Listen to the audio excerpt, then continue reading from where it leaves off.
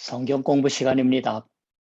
주 예수의 성의 39번째네요. 마가복음서 11장 1절부터 11절의 말씀을 통해서 오늘은 입성하는 예수라는 제목으로 성경을 배우겠습니다. 먼저 성경을 함께 읽지요. 그들이 예루살렘에 가까이 와서 감람산 벳바게와 베다니에 이르렀을 때에 예수께서 제자 중 둘을 보내시며 이르시되 너희는 맞은편 마을로 가라. 그리로 들어가면 곧 아직 아무도 타보지 않은 나귀 새끼가 메어 있는 것을 보리니 풀어 끌고 오라.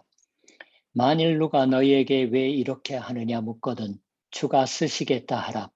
그리하면 즉시 이리로 보내리라 하시니 제자들이 가서 본즉 나귀 새끼가 문 앞 거리에 메어 있는지라. 그것을 푸니 거기 서 있는 사람 중 어떤 이들이 이르되 나귀 새끼를 풀어 무엇 하려느냐 하매 제자들이 예수께서 이르신 대로 말한데 이에 허락하는지라.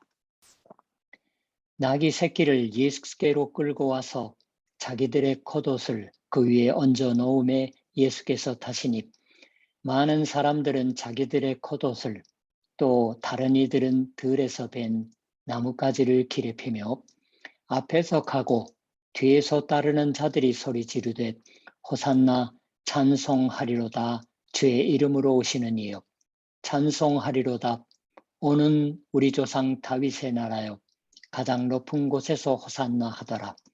예수께서 예루살렘에 이르러 성전에 들어가사 모든 것을 둘러보시고 때가 이미 저물매 12 제자를 데리시고 베다니에 나가시니라.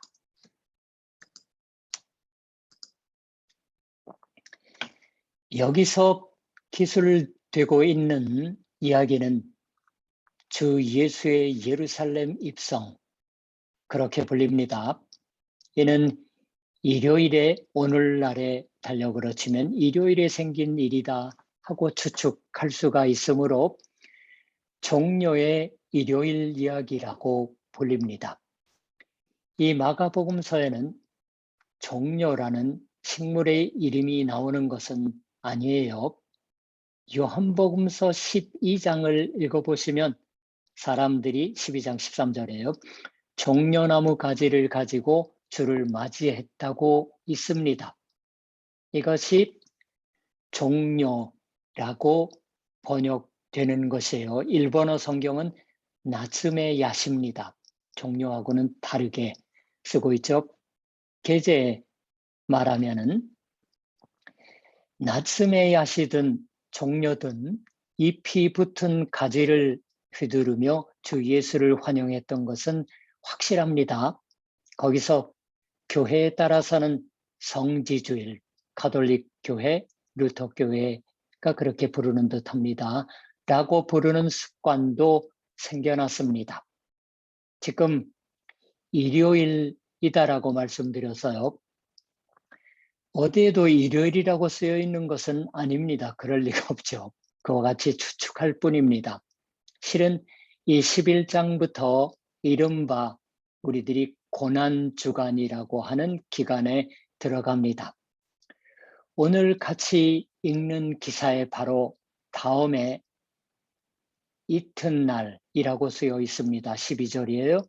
그 위에 19절 보면은 날이 저물매 20절에는 아침에라고 시각의 바뀜이 여기 말씀됩니다. 이러한 기술을 의지하여 날짜를 세고 며칠째에 어떠한 것이 있었냐고 하는 것을 거의 추측할 수가 있는 거예요. 주 예수께서 십자가에 달리셨던 건 무슨 요일인지도 추측할 수 있습니다. 거기서 이게 고난주간, 일본 사람들은 순환주라고 말해지는 주의 첫날, 즉 일요일을 말하고 이 다음 일요일, 부활의 일요일은 이스터 일요일이 된다고 하는 것도 알 수 있는 겁니다. 또 계제에 말씀드리면 부활 주일, 부활의 일요일, 이스터라는 건 크리스마스 같은 것처럼 정해진 날이 아닙니다. 크리스마스는 12월 25일이라고 정해져 있지만 부활절은 3월 마지막부터 4월의 마지막에 걸쳐서 매년 이동합니다. 이러한 걸 일본에서도 한국에서도 이동축일이라고 부릅니다. 어째서 이동하는 건가? 즉 예수께서 십자가에 달려서 죽임당해 버리셨던 건 유대의 유월절 때였습니다. 이 유월절의 날에 정하는 법이라는 건 음력, 즉 달력에 의합니다. 그 셈법의 영향이 그대로 남아있는 거예요. 거기서 부활주의를 어떻게 해서 정하냐 하면 춘분의 다음 보름달이 되는 만월의 다음 일요일이 부활주일이 되는 겁니다. 춘분의 다음 만월은 6월을 축하하는 날입니다. 6월절. 그 다음 일요일, 그게 부활절이에요. 그러니까 춘분의 다음 만월의 축하를 사이에 둔 전 일요일이 이 종료주일이라고 하는 셈이 됩니다. 자, 주 예수께서는 예루살렘에 들어가십니다. 이것을 입성이라고 부를 적이 많은 거예요. 이건 실제로 주 예수께서 왕으로서 예루살렘에 들어가시는, 그렇게 들어가시는 방법을 택하고 있으시기 때문입니다. 예루살렘은 성읍이에요. 성입니다. 옛날에는 성벽으로 둘러싸여 있던 도시입니다. 이 예루살렘 성에 이제까지도 꽤나 많은 왕들, 집권자들이 입성해 왔던 것일 테지요. 유대 왕의 입성이면 유대 백성은 기꺼이 그걸 맞이했을 겁니다. 그러나 이제 오랫동안 자신들의 왕의 입성을 환호하면서 맞이한다고 하는 것은 없어져 있습니다. 지금은 로마의 집권 하에 있습니다. 로마의 총독이 임기를 마치고 돌아가고 새로운 총독이 올 때는 왕처럼 권위를 자랑하고 그래서 입성해 올 적이 있었을 것이에요. 그러한 타국의 다른 나라의 자기들을 지배하는 집권자의 입성을 지켜보면서 유대 사람들은 언젠가 자신들을 해방할 진정한 왕이 오시는 것이다 라고 하는 것을 애타게 기다리고 있었음에 틀림없습니다. 그러니까 이때 노래 불러줬던 호산나 노래는 꽤나 오랫동안 노래하고 싶어서 어찌할 수가 없었던 노래였을 것입니다. 호산나 찬송하리로다. 주의 이름으로 오시는 이여 찬송하리로다. 오는 우리 조상 다윗의 나라여 가장 높은 곳에서 호산나. 9절 후반과 10절이에요. 이날 도련이 노래 불러줬던 게 아니라 오랫동안 유대 사람들이 이 노래를 마음속으로부터 노래 부를 수 있는 날을 기다리며 전승하여 불러온 시편입니다. 참조로 시편 118편 25절을 보면은 여호와여 구하옵나니 이제 구원하소서. 이 구원하소서가 호산나입니다. 호산나, 이 말 구원하소서라는 의미의 말입니다. 원래는 호산하고 나 하면은 이제가 돼요. 나, 이제 구원하소서. 구원하소서 왕이여라고 부르는 노래예요. 지금 여기에 들어오는 왕이여, 당신은 로마 황제의 이름에 의해서가 아니라 다른 누구의 이름에 의해서도 아니고 주 하나님의 이름에 의해서 와주신다. 아무쪼록 당신에게 축복이 있으시기를, 그리고 당신과 함께 우리의 선조 다윗의 나라가 지금 여기 회복되는 이 새로운 다윗의 나라의 축복이 있으시기를, 그처럼 노래 불렀던 겁니다. 주 예수께서는 이 군중들의 그 노래를 기꺼이 받아들이셨어요. 처음부터 그러한 것을 기대하셨던 걸 테지요. 자신은 이제부터 왕으로서 예루살렘에 들어간다. 그러한 것을 분명히 하고 있으십니다. 지난번 배웠던 것처럼 주 예수께서는 이 예루살렘으로 들어가시기 직전에 예루살렘에 길을 서두르고 있는 도중에 제자들과 진정한 집권자, 즉 왕이란 지배자, 어떠한 왕이냐고 하는 것에 관하여 서로 이야기를 주고받고 있으셨어요. 진실한 집권자, 왕이란 누군가? 그걸 주 예수께서는 다만 자기가 왕이 되는 건 아니지만 어떤 사람이 진정한 왕이냐고 하는 태평한 논의를 하고 있는 사람들처럼 말을 나누셨던 게 아니라 세상에 여러 왕이 있는 중에서 나야말로 진실한 집권자 왕이 된다. 왕인 것이고 이제부터 그러한 것을 확실히 한다. 그러한 결의 아래 제자들과 말씀하셨던 겁니다. 동문서답이 됐겠죠. 내가 왕으로서 집권하는 그 집권에 너희도 참여한다. 오른쪽에 왼쪽에 우리 형제들을 앉게 하소서라고 했었죠. 기억나시죠? 그러나 세간의 왕의 가신들과는 모습이 다릅니다. 그렇게 확실히 말씀하셔서요. 그렇게 말씀하시며 예루살렘에 가까이 가십니다. 드디어 예루살렘에 들어가실 때 주 예수께서는 두 사람의 제자를 파견하셨어요. 너희는 맞은편 마을로 가라. 그리로 들어가면 곧 아직 아무도 타보지 않은 나귀 새끼가 메어 있는 것을 보리니 풀어 끌고 오라. 만일 누가 너희에게 왜 이렇게 하느냐 묻거든 주가 쓰시겠다 하라. 그리하면 즉시 이리로 보내리라.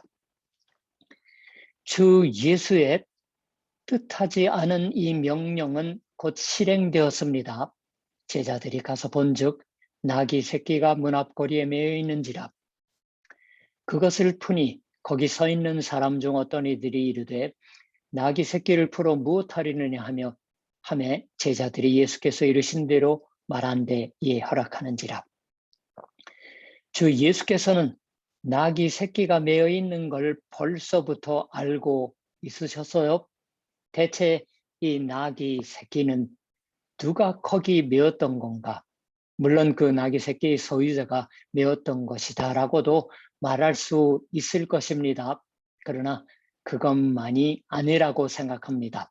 저는 여기서 이미 주 예수와 그리고 또 주 예수의 아버지이신 하나님이 같이 힘을 합해서 이 예루살렘 입성의 준비를 하고 있으시는 모습을 상상하는 것도 허락된다고 생각합니다. 이제부터 드디어 주 예수의 대사업이 시작됩니다. 성공이냐 실패냐의 싸움이 시작됩니다. 왕이다라는 것을 관철하려면 싸우지 않으면 안 됩니다. 잘못된 집권을 하고 있는 것과 싸워서 왕으로서의 자신의 집권을 지배를 확립하지 않으면 안 됩니다. 그 의미에서도 주 예수께서는 왕이신 것에 변함이 없습니다. 아니 거짓 왕들 중에서 진실한 왕으로서의 모습을 드러내기 위해서야말로 지금 싸움을 시작하고 있으시는 거예요. 싸우는 데에는 주도한 준비가 필요합니다. 그 주도한 준비를 하나님이 하시고 주 예수께서 그걸 꿰뚫어 아시고 아니 주 예수께서 그러한 것을 이미 아버지이신 하나님께로부터 알려져서 그리고 그 아버지 하나님의 계획하심에 따라서 제자들을 연마을로 보내신 거예요. 그러나 이 싸움을 위해서 선정되었던 것은 대체 무엇이었던 걸까요? 늠름한 말이 아니었습니다. 투구와 갑옷을 갖춘 군대가 어딘가에서 주 예수를 맞이해서 예루살렘으로 들어갈 준비하고 있던 것도 아니었습니다. 나귀 새끼예요. 나귀의 엄이라고 해도 그렇게 큰 게 아닙니다. 텔레비전, 영화의 화면을 통해서 보셨죠? 노새와 나귀는 또 조금 다릅니다. 하물며 그 새끼니까 거기에 어른이 올라타기 어려울 거예요. 올라타서 가게 하면은 우스꽝스러운 일조차 되기 어렵지 않습니다. 그러나 주 예수께서는 굳이 그 나귀 새끼에 타고서 예루살렘에 들어가실 것을 결의하신 거예요. 반복해서 말씀드리지만 여기서도 아버지 하나님이 주 예수에게 나귀 새끼를 탈 것을 명하셨던 게 아닌가 생각합니다. 낮아지는 거예요. 진정한 집권자, 지배자라는 건 남을 섬기는 법인 것이다라고 하는 것을 주 예수께서는 제자들에게 이미 얘기하셨어요. 힘으로 섬기는 것이 아니라 사랑으로 집권하는 것이다라고. 남을 섬기기 위해서는 될 수 있는 한 낮아지지 않으면 안 됩니다. 새끼 나귀를 탄 모습은 사람이 쓴 모습보다 아마 낫지 않을까요?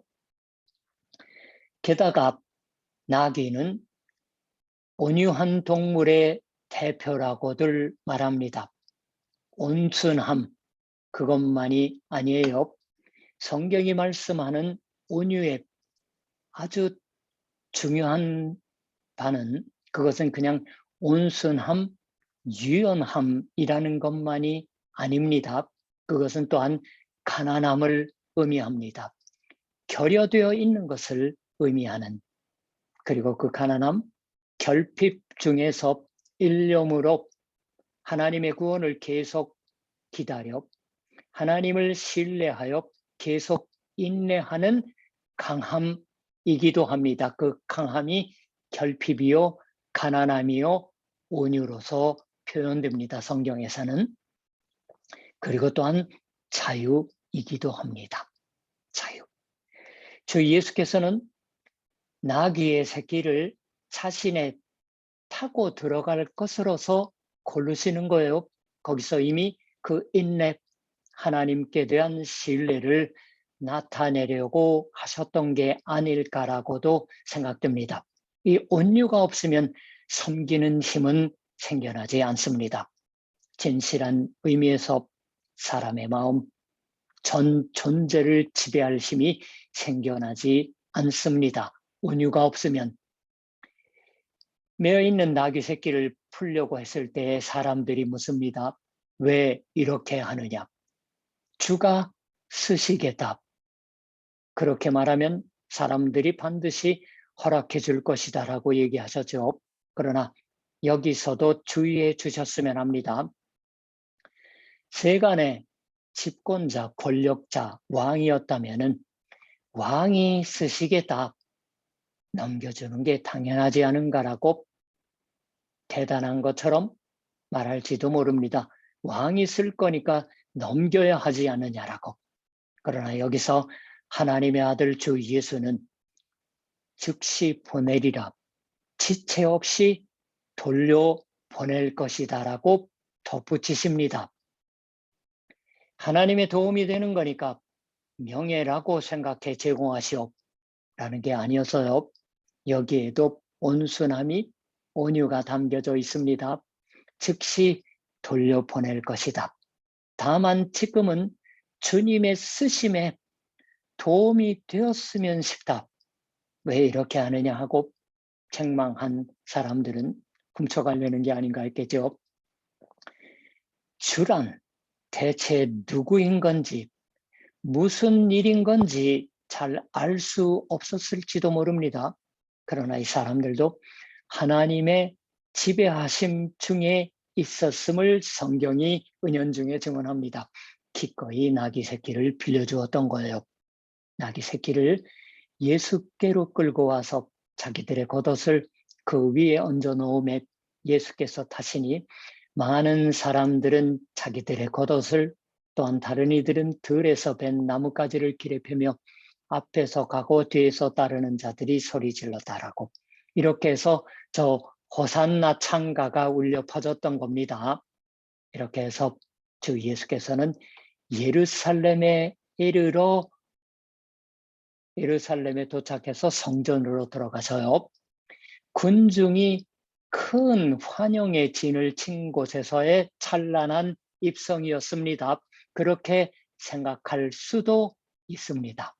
그러나 군중들이 노래를 부르고 있는 모습을 상상하면 상상할수록 우리에게 하나의 의심이 생깁니다. 저는 어릴 때부터 이 성경 얘기를 듣고 이 예루살렘 입성의 얘기를 듣는 걸 아주 좋아했습니다. 교회 학교에서.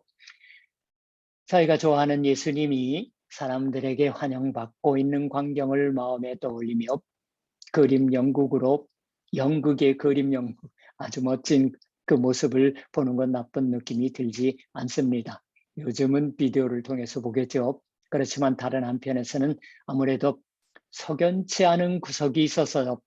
그건 이렇게 환영했던 사람들이 2, 3일 지난 후에 어떻게 되었냐고 하는 것인 거예요. 이 주 예수님을 환영해서 호산나, 호산나, 구원하소서라고 외쳤던 사람들, 그 똑같은 사람들이 같은 입으로 수일 지난 후에 주 예수를 십자가에 달라고 외치는 거예요. 그러한 사람들이 되어버립니다. 그런 걸 생각하면 억울한 느낌도 들며 황당한 듯한 생각도 들며 또한 아주 슬펐던 기억이 있습니다. 대체 이건 어떠한 일인 것일까? 그런 것을 잘 알고 있으셨던 주 예수께서 여기서 어째서 군중을 향해서 너희들의 환영을 받을 수만은 없다. 너희들은 결국 나를 십자가에 달 사람들이라고 말하시지 않았던 걸까요? 오히려 주 예수는 이 환영을 마음속으로부터 기꺼이 받아들이고 있으시는 것처럼 생각됩니다. 그건 어째서인 걸까요? 이건 분명히 하나의 수수께끼입니다. 인간의 풀기 어려운 수수께끼와 같은 어리석음을 보입니다. 그러나 저는 여기에 하나님의 사랑, 주님의 은혜가 잘 드러나 있다고 생각합니다. 주께서는 그 어리석음을 잘 알고 있으셨어요. 우리보다도 더 잘 알고 있으셨습니다. 왜냐하면 이 어리석음은 우리 모든 이들의 어리석음이기도 하기 때문입니다. 우리의 죄이기 때문입니다. 그러나 그 어리석은 이들이, 죄인들이 호산나 구원하소서라고 외치는 그 외침을 주 예수께서는 잘 들어주셨어요. 그리고 이 어리석은 이들을 구원하기 위해서, 어리석은 우리를 구원하기 위해서 지금 진실한 왕으로서 주 예수께서 예루살렘에 들어가십니다. 그리고 사랑으로, 은혜로 이 어리석은 이들의 외침을 실현하여 주셨던 겁니다. 기도하겠습니다. 하나님, 많은 이들의 마음속 깊은 곳으로부터 솟아나왔던 외침 소리, 아니 그 찬양의 노래 호산나 구원하소서의 외침을 주 예수께서, 아니 하나님께서 이미 아시고도 인간의 이러한 어리석음을 하나님의 온전한 사랑과 은혜의 실현으로서 바꾸시기 위하여 성전으로 들어가십니다. 예루살렘에 도착하시고 난 후입니다. 하나님, 우리가 참으로 하나님의 자녀들로서 살아가면서 무엇을 우리가 복음 속에 기대하는 것일까요?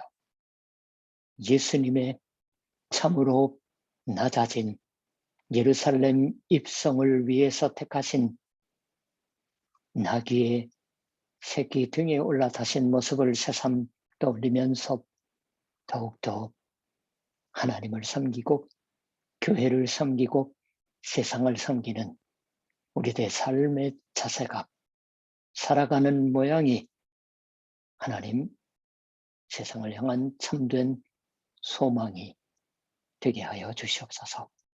예수님의 이름으로 기도드립니다. 아멘. 자, 그럼 다음번 성경 공부 때 뵙겠습니다.